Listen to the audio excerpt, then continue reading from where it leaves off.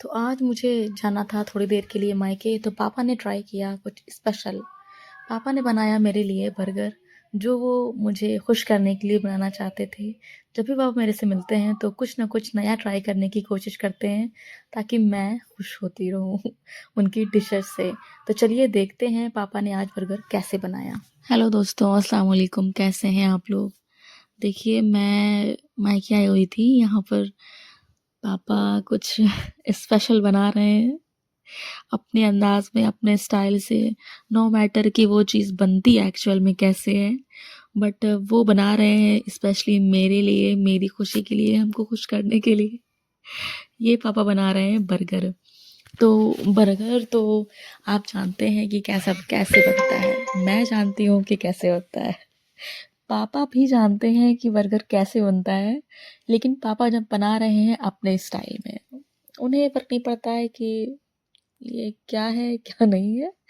बस उन्हें अपने अंदाज में बर्गर बनाना है। बर्गर क्या, कोई भी डिश उन्हें बस अपने अंदाज में बनानी है।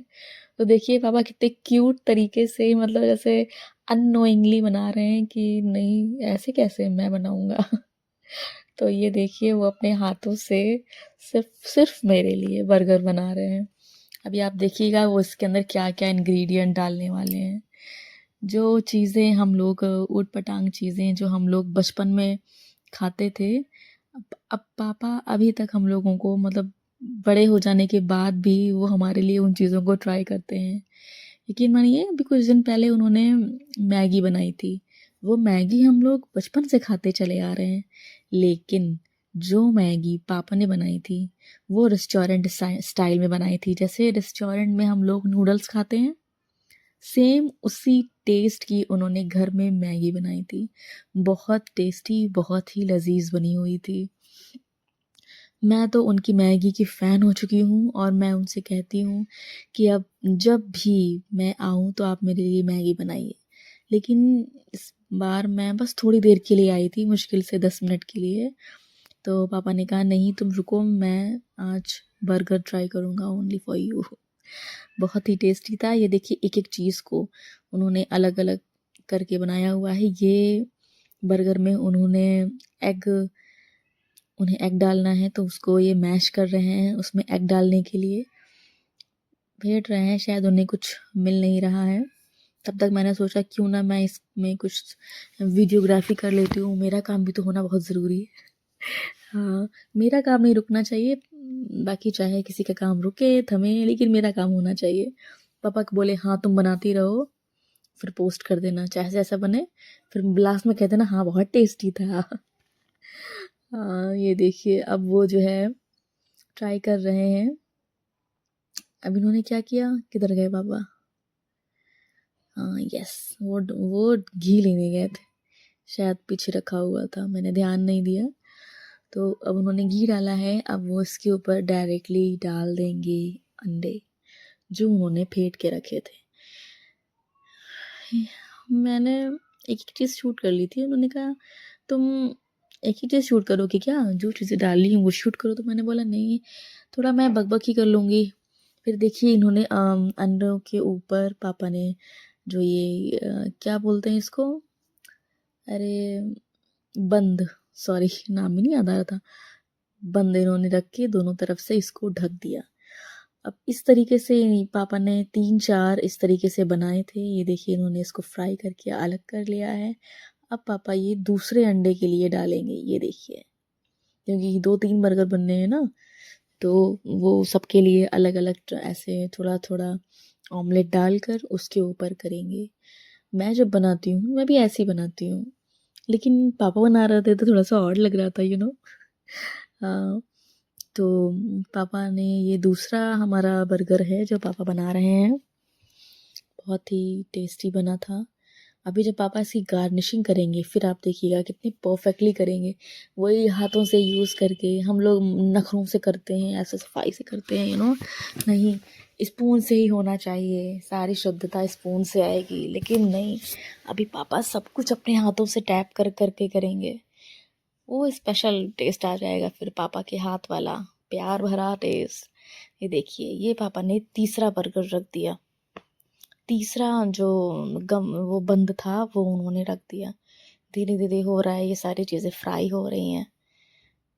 इसके ऊपर पापा एक और रख देंगे।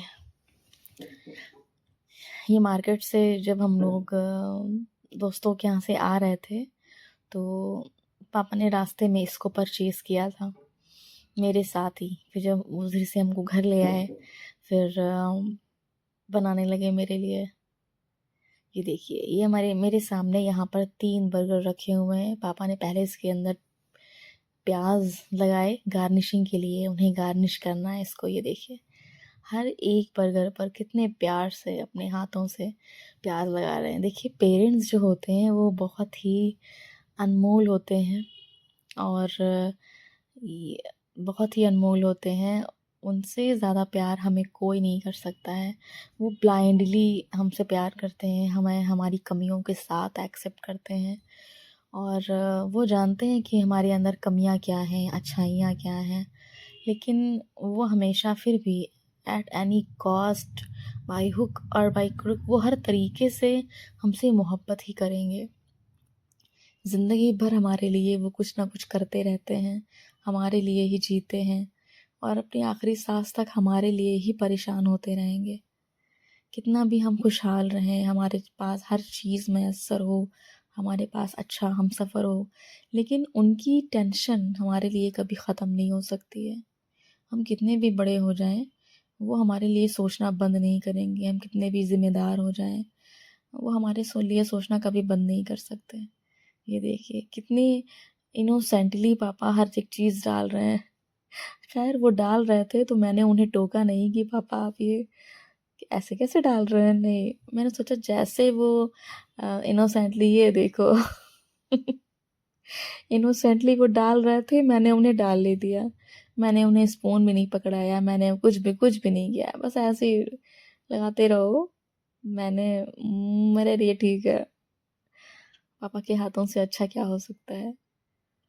एक दिन इन्हीं चीज़ों को हम लोग मिस करने वाले हैं, बहुत ज़्यादा मिस करने वाले हैं। मायका तो माँ बाप से ही होता है। बहुत हमारे लिए हमारे पेरेंट्स जितना कर देते हैं ना, उतना हम उनके लिए कर दें तो उतना हम लोग कर भी नहीं पाएंगे कभी उनके लिए, क्योंकि उन्होंने इतना कुछ किया है हमारे लिए कि हम लोग उसका बदला चुका ही नहीं सकते हैं। कोई शुक्रिया ऐसा नहीं बना जो हम अपने पेरेंट्स को अदा कर सकें। कोई शुक्रिया नहीं बना।